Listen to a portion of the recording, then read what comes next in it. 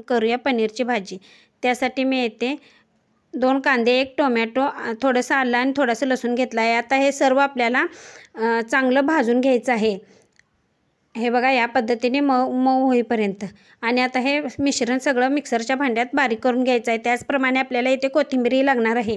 आता पनीरचे तुकडे आपण त्याच तेलामध्ये भाजून घ्यायचे आहेत। आणि आता त्याच कढईमध्ये आपल्याला थोडंसं तेल टाकून हे मिश्रण सर्व मसाला परतून घ्यायचा आहे। तेल सुटेपर्यंत परतून घ्यायचं आहे।